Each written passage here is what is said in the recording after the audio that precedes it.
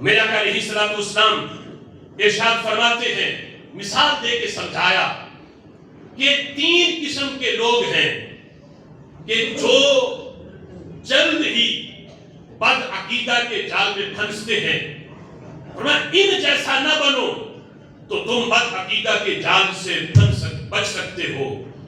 میرے محبوب فرماتے ہیں یأخذ الشاذ والقاسیہ والناہیہ، مثال دی میرے محبوب نے بھیڑوں کے ساتھ، کیونکہ دیہات والے مثال سے جلد معاملہ سمجھ آتے ہیں۔ میرے محبوب فرماتے ہیں 3 قسم کی بھیڑیں ہیں جو بھیڑیے کے حملے کا شکار بن جاتی ہیں، 3 قسم کی۔ ان میں میرے آقا فرماتے ہیں سب سے پہلی بھیڑ ہے شاذہ۔ شاذہ کہتے ہیں جو نافرمان ہو، جسے اپنے ریوڑ سے نفرت ہو،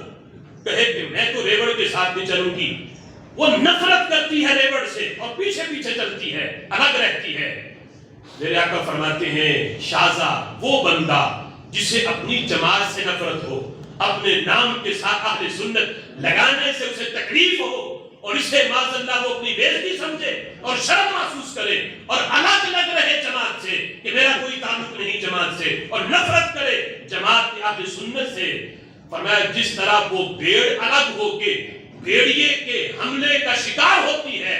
اسی طرح جو بندہ جماعت سے نفرت کر کے الگ رہتا ہے وہ بھی بد مذہبوں کے حملے کا شکار بن جاتا ہے۔ دوسرا میرے آقا فرماتے ہیں وہ بھیڑ، فرمایا قاسیہ، وہ جسے جماعت سے نفرت نہیں لیکن اس نے ایک الگ اپنی چراگاہ ڈھونڈی ہوئی ہے، کہے کہ جب میرا مالک مجھے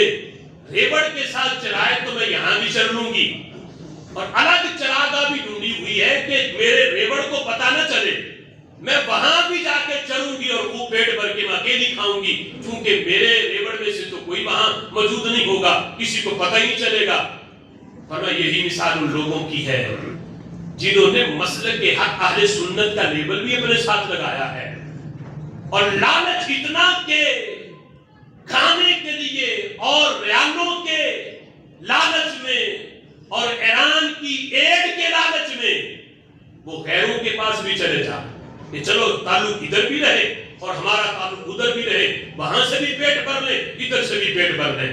میرے آقا فرماتے ہیں جو بھیڑ اپنی جماعت سے اس وجہ سے لالچ کی وجہ سے الگ ہوتی ہے وہ بھی بھیڑیے کے حملے کی شکار بن جاتی ہے۔ اور اسی طرح کوئی لالچ کرے کہ چلو محفل میلاد ہوگی وہاں بھی چلا جاؤں گا، اور اگر کوئی مجلس کروائے تو وہاں بھی چلا جاؤں گا، لیکن وہاں بھی پیٹ بھر کے کھانے کو ملے گا۔ اور میں ایسا بندہ جو محض لالچ کی وجہ سے غیروں کے پاس جاتا ہے، اور میں وہ بھی بد مذہبوں کے حملے کا شکار بن جاتا ہے۔ تیسرا میرے آقا فرماتے ہیں ناحیہ، تیسری بھیڑ وہ ہے کہ جسے اپنے ریوڑ سے بھی نفرت نہیں، محبت بڑی ہے، انس بڑا ہے، وہ لالچ کی وجہ سے کسی اور چراگاہ میں بھی نہیں جاتی، یعنی وہاں بھی نہیں جاتی، جماعت سے بھی محبت ہے، انس ہے، کوئی الگ چراگاہ بھی نہیں بنائی ہوئی، لیکن بس غفلت ہے، سستی ہے کہ جہاں موقع ملے اپنی اقتدار شو کرنے کا تو محض وہ بھیڑ سستی اور کاہلی کی وجہ سے پیچھے رہ جاتی ہے۔ محبت ہے اسے ریوڑ سے لیکن محض سستی کی وجہ سے وہ ریوڑ سے پیچھے رہ جاتی ہے، غفلت کرتی ہے، سستی کرتی ہے۔